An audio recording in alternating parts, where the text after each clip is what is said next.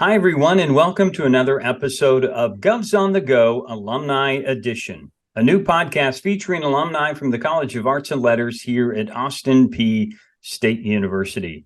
My name is Dr. Buzz Hoon. I'm the Dean of the college. I'm also the host of the podcast. And today I'm talking with Chuck Knight, who graduated in 2005. First of all, Chuck, congratulations on being the first guest from the Language and Literature Department, and welcome to the show. Hi, Buzz. Thank you very much. I'm happy to be here. Thanks for having me. You bet. Let's start where give everybody a life update. What's going on? Where are you at? And what's going on in your life? I am married. I live in the Nashville area. I have two cat children. Um, and just working, and I'm actually back in school. I'm pursuing a graduate degree right now. Okay. And you are the executive director, and we're going to get into this, what you do, but the executive director of USW Benefits, is that right? That is correct. Yes. Okay. And we're going to talk about all the tools that you've got in your belt sort of along the way during your career path. But I always like to start at the very beginning and talk to people about things that may have influenced or shaped you into who you are along the way, because I think there are so many different things that impact a person.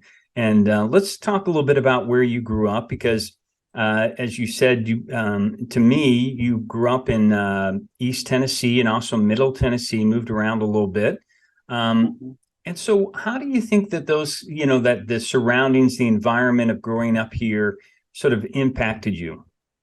I think I have that identity with being a Tennessean, and growing up in the mountain area, especially, I think I came to identify myself with being, part of the Appalachian mountains in that area.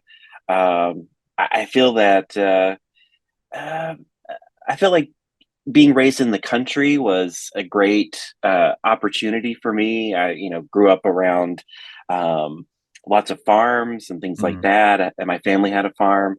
So I feel like having an appreciation for like a rural kind of life is very much part of my upbringing, um, and informed who I am today.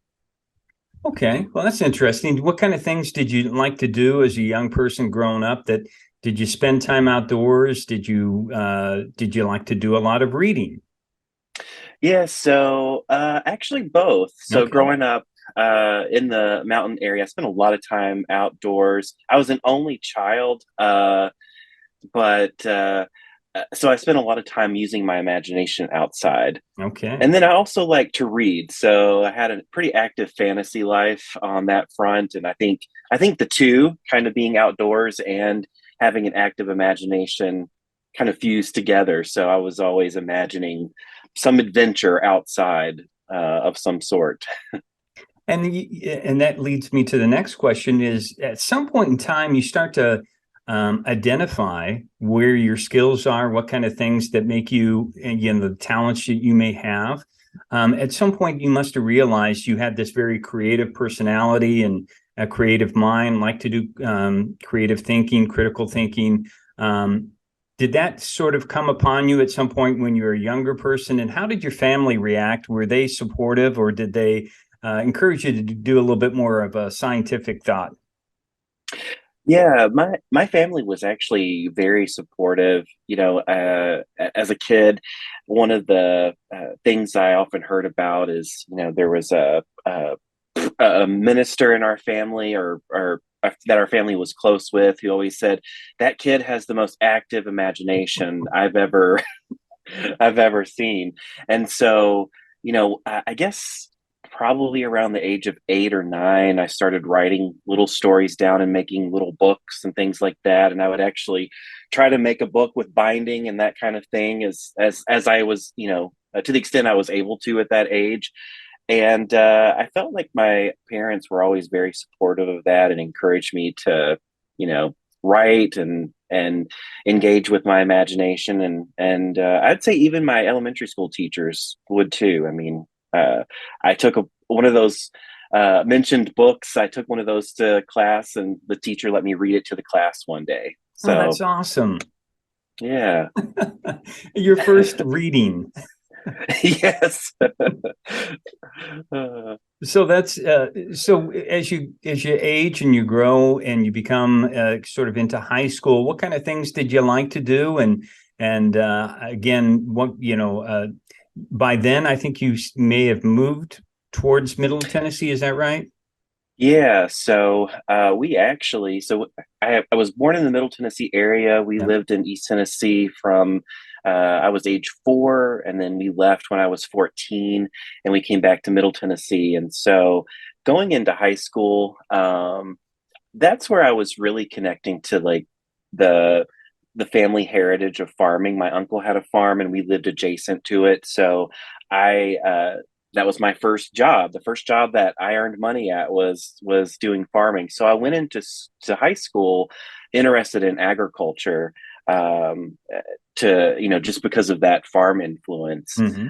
But I was also interested in the arts as well. So, I took ag for 3 years, but I also took visual arts for 3 years, and I always liked English classes. So there's always kind of those two components in there. Yeah, it's unusual to have that sort of two splits of the brain. I say that because usually people are usually very creative or they're very logical thinking, but for you to have the practical side, because I'm sure that was something that you saw all around you. This idea of how farming was and still is such a wonderful career, and also a way to pass along sort of family heritage and culture.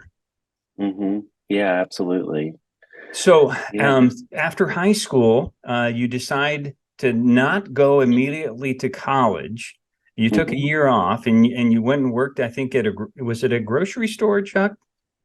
So I was at a grocery store in high school, and then uh, I decided to apply for a job at a bank. So I spent most of that year working at a bank, not too far from where I grew up, Hmm. and that was kind of my first, I guess, business related kind of job where I was really exposed to, here's people coming in and, wanting to talk about financial products and that kind of thing.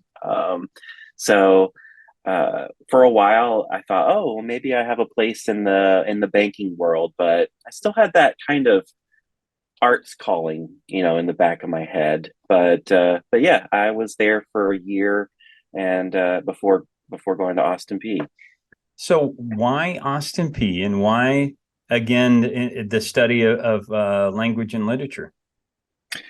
So Austin P, I felt that it would be a good fit for me. At the time, it wasn't that far away from home. Like I could get there in a couple of hours, but it was far enough for me to kind of move and be away and get out of like the family home and kind of experience things on my own for a bit.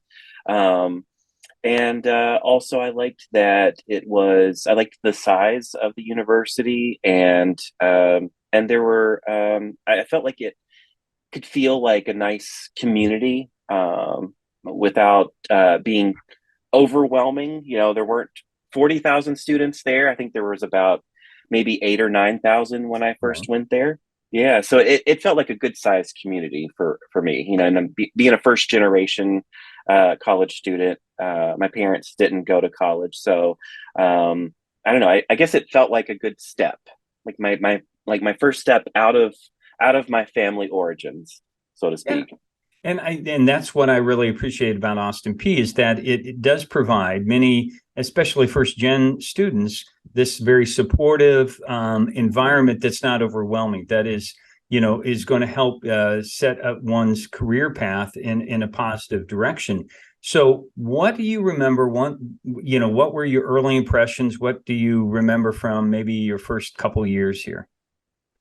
Yeah, so I remember all of the faculty seeming very supportive. I liked the faculty, that kind of the student to faculty ratio. Hmm. That was one of the things that I remember reading about, but actually experiencing that and knowing like what that actually meant on a in a real practical level was good to know. And experience. I felt like I could get to know my professors. I could seek them out with questions. They were accessible. Um, and, I think that that's so important.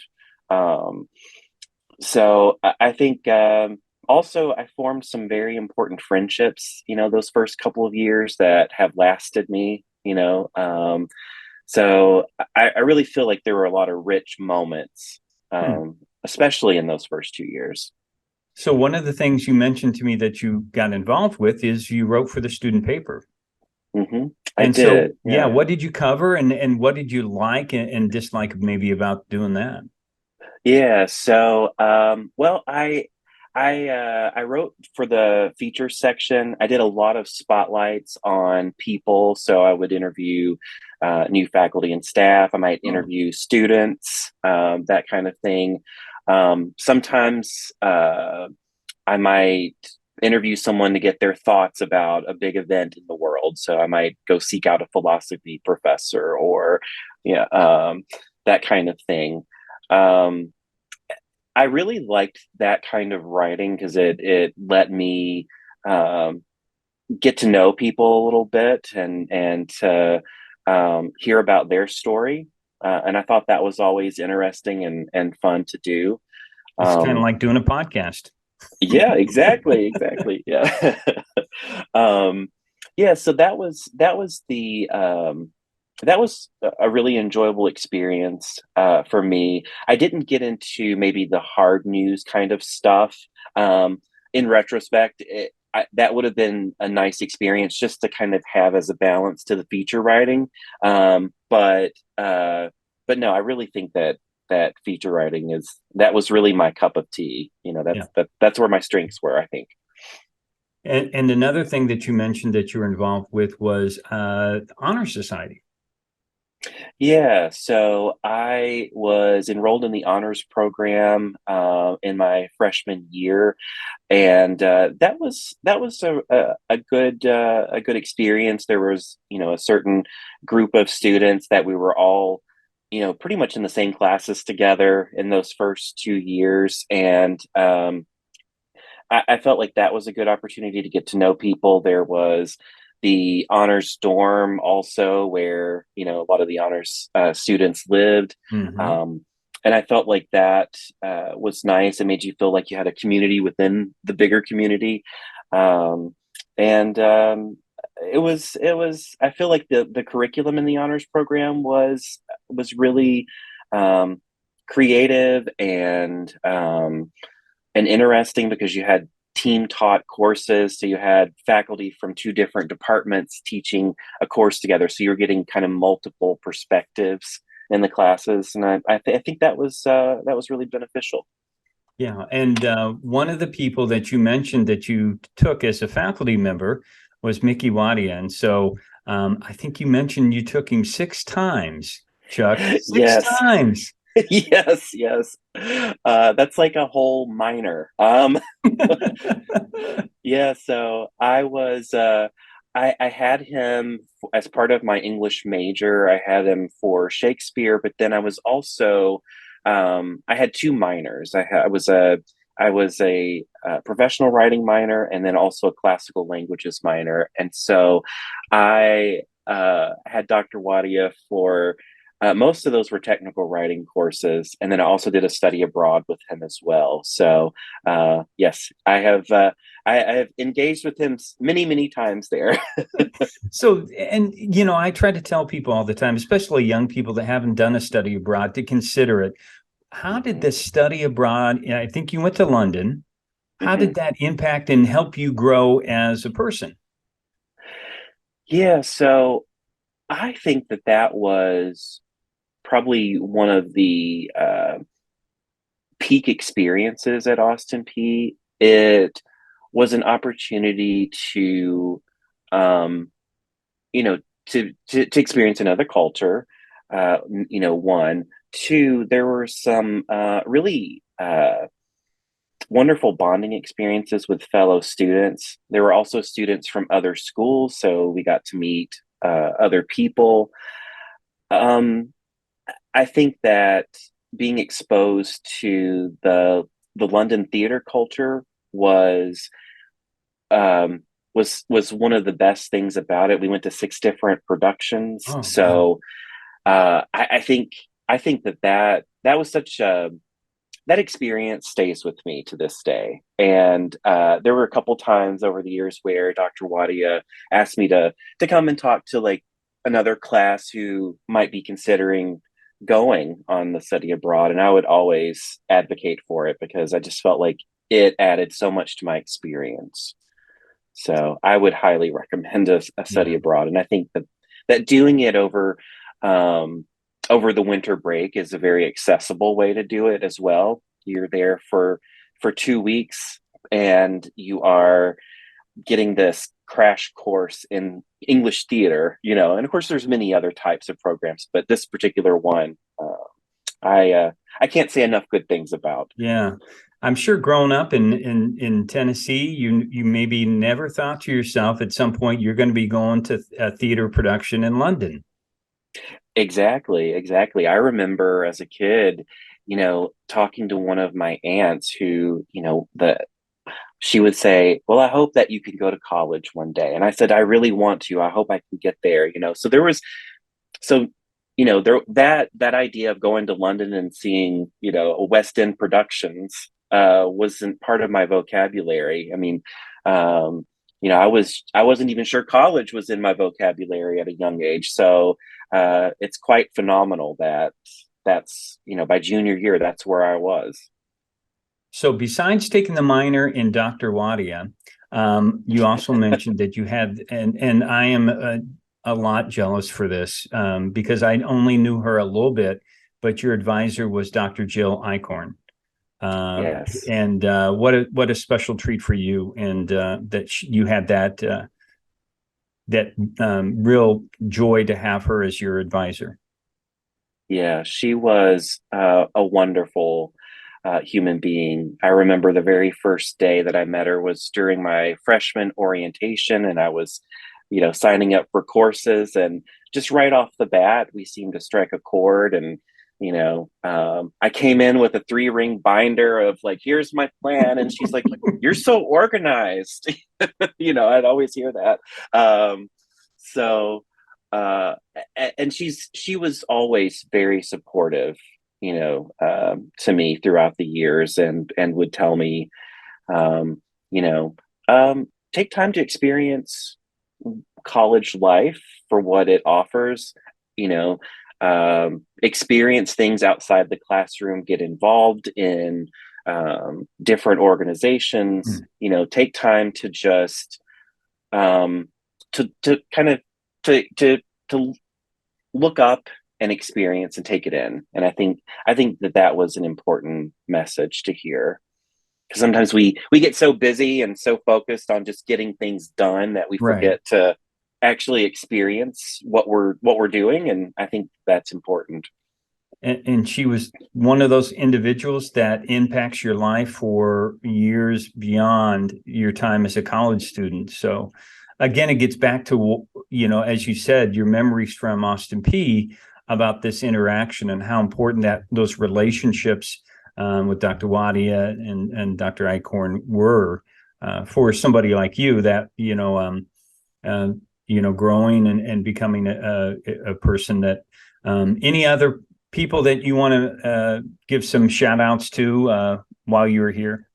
Yeah, absolutely. Well, I had several classes with Dr. Winters, being in Oh, the yeah. classical languages program, and then also his wife, Mary Winters, as well. I had her for some courses there. And then in the honors program, Dr. Barnes. She's Dr. Crenshaw now, I believe. But yes, so many wonderful people there. Yeah, you talked about some great people within our college, and I certainly can see how impactful they were. So when you graduated in 2005, you were working and also volunteering. As you were transitioning into your first career, talk a little bit about that and how you got your foot in the door. Yeah, so after college, I not too long afterward, I made a connection with one of the hospital systems in the Middle Tennessee area. I started by just volunteering there. And then the volunteers, the department that actually oversees the volunteer program said, "Oh, we should get you a job here. We think you would be great like working here." So every time there would be a potential job opening, I would have one of the people in volunteer services say, "Hey, there's a position. You need to go apply for it." And so um, inevitably, what happened is I ended up getting two part-time positions at the hospital system. One, volunteer services decided to hire me part-time, and then there was a part-time human resources position. And so, um, I was switching between the two, but that was a good first, kind of post college experience. I was getting exposure to a large organization with 1,800 employees, and how that organization works, and how different departments function. And I just think that was such a lucky moment for me. I think to have made those connections and to get a job there, because that led me to thinking about healthcare for a little while as a career choice, but ultimately I decided not to. I did work on a nursing floor full time for about a year. I thought I was going to maybe go back to school and become a nurse, but decided that wasn't quite for me. There's certain things I really loved about it, but it's an experience, and I'm glad that I had it. Well, you mentioned that you felt lucky, but I think that I see it from a perspective of you started off by volunteering. You were making again connections, improving yourself, and humbling yourself in terms of I'll take this part-time job and I'll take this part-time job. I'll find a way to contribute. And along Mhm. the way, you kept, whether you realize it or not, you're finding different things that you're putting into, I call my tool belt, finding Mhm. ways that help you grow personally, professionally, that will help you in another role. And as you said, you're in this rather large organization. What kind of things besides, those relationships where you're learning Mhm. to help you in what you're doing now? Yeah, so that was, kind of the first real world scenario, real world, so to speak, of actually doing some of the professional writing work that had prepared for. So in HR, I was asked to write a proposal for, um, a new piece of software, and so I was always putting together reports for my supervisor and things like that. And it got me into another skill set. I started working with documents and doing document digital conversion from paper to digital, and that kind of opened up the door to where when I left the hospital, I was taking some of those skill sets with me.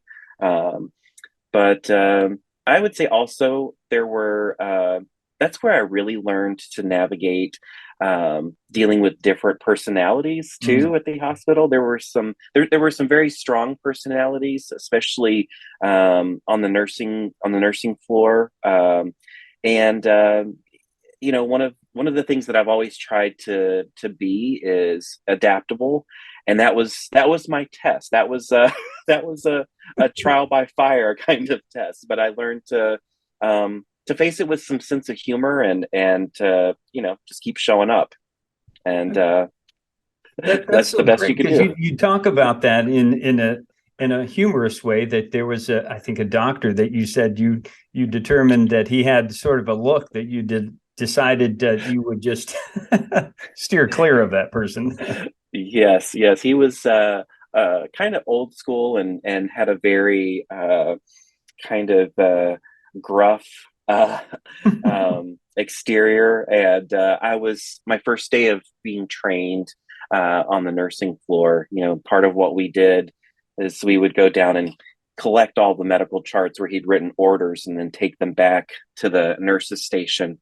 And my trainer tells me, just go in there and treat him like an old mad dog. Don't look him in the eye. Just go in, get the cart, and just get out. And so that that's what I did. I only interacted as needed, and sometimes he was like an old mad dog and would bark at me, so to speak. But I knew at the end of the day, he was just trying to take care of patients, and Mm. no matter how it came out, and even if it was a little tough, just trying to figure that out and focus on the end game, I think was important. And I say all those experiences that happen to us along the way, we take those sort of life experiences, and sometimes we start to determine how we're going to behave if we ever get in that particular situation. And I'm sure at some point in time, as an executive director, at your present location, you've kind of thought about how you interact with people and how you're going to come off, and you probably don't, I'm sure you do not come off as a mad dog sort of. I hope not. Yeah, that's absolutely something I've thought about. Is how how do I or how did I want um, the people that I report to? How do I want them to treat me? And that's how I've Mhm. kind of um, tried to behave in my role, is to think about that.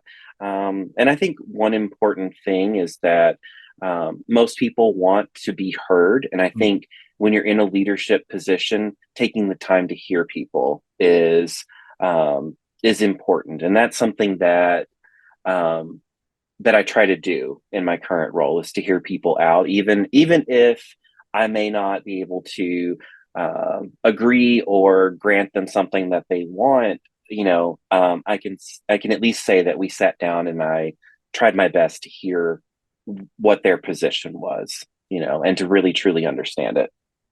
So how did you move into the new organization with the position that you have? How did that happen? Yeah, so that was actually networking again. I I had a friend who was a nurse who had a friend who was the financial director at the organization at the time.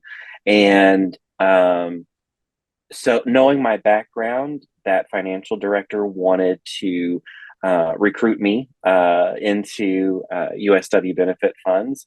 And what he had in mind was, someone who could work at a number of different things. We give you whatever work and you can figure it out and Hmm. handle it. So having the document experience at the hospital proved valuable, because USW was also going through this conversion process. So they wanted me to be plugged into that and help coordinate that. And then, I started working in the 401k program.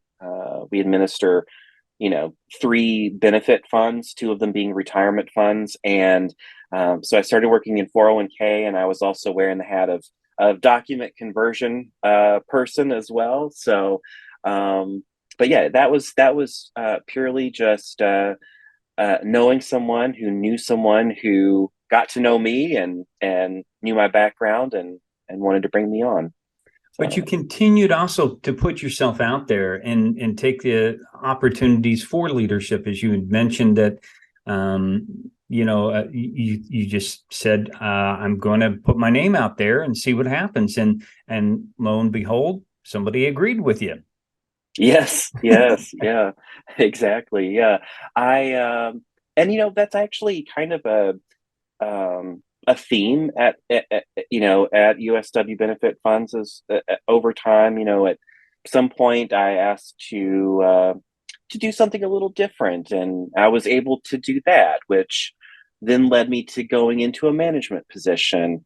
And after I'd had some management experience under my belt and the executive director role was being vacated, I thought, why not? I'll just throw my hat in. And I had some colleagues who were encouraging as well. And so, I have a friend who's like, there's nothing to lose from applying for any position. You don't have it currently, so just put yourself out there and do it, and see what comes of it. And I think that there's so much truth in that. So I did, and I was interviewed by the designated members of the board, um, and then a few weeks later, I got the offer. So And you are using, as you mentioned, your critical thinking tool, I'm sure, quite a bit. yes, absolutely. So benefit plans are complicated, and there's um, a lot of regulatory complications. They're overseen by federal regulations, and so there's a big compliance aspect to benefit plans, and plus every plan's governed by 50 page or longer plan document, Mm. and so there's a lot of reading and interpretation skill that goes into play there. And that's something that I like doing. That English major background certainly comes to bear there. And Yeah, I think that the ability to read and interpret and think critically through those kinds of documents is very important. So So, as you had mentioned, you're not done evolving because you're still taking classes. You're still looking for what's next around the corner. You mentioned academic librarian.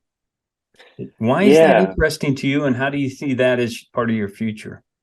yeah. So I, I've always in the back of my mind since undergrad, I've thought about having a scholarly component in my career. Um, Initially, I thought I would go and get a master's and PhD in English. That was one of my initial goals. Um, Ultimately, I didn't take that path, but I still have that desire to be part of the academic community. And I have a cousin who is a public librarian and told me, I think you'd be a great academic librarian. So I took some time. Over the past couple of years, I've read about like what that entails and what the programs are like, and I thought I'm going to take the plunge.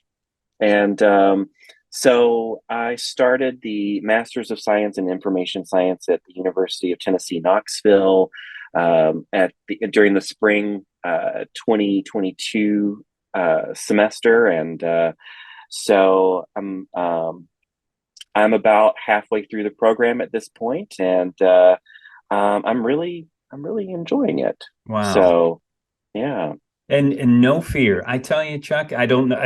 I've only known you for this podcast, and I just see that's somebody that is just enjoying his life, and I can see why people here are proud of you. I think that's what you have done since you've left is just continue to explore all the ways that you can continue to take in different skill sets and use them along the way, and very happy for your personal and your professional growth.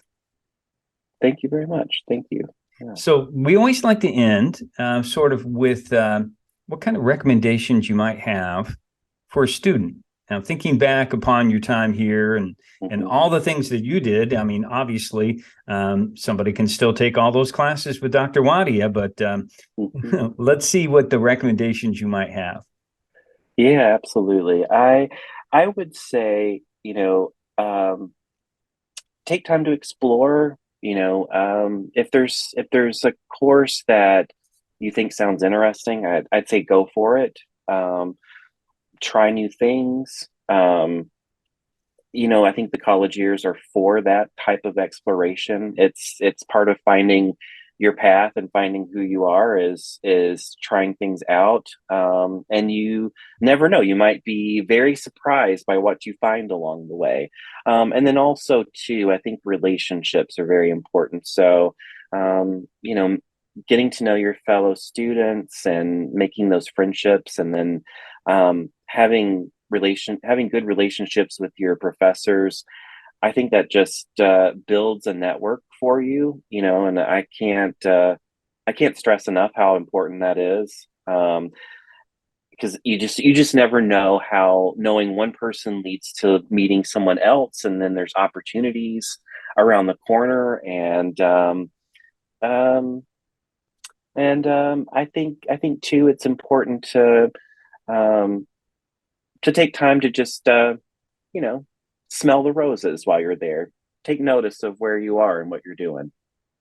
Well said. And I hope that in the future, Chuck, next time you're on campus, we get to meet in person, and we can go down and see Dr. Waddy ourselves. That sounds great. And thanks again for being on the podcast. And thanks to our viewers and listeners out there for checking out this podcast. We hope that you will join us again as we continue to profile some of the outstanding alumni we have in the College of Arts and Letters here at Austin Peay State University. So until next time, stay safe, take care, and God bless.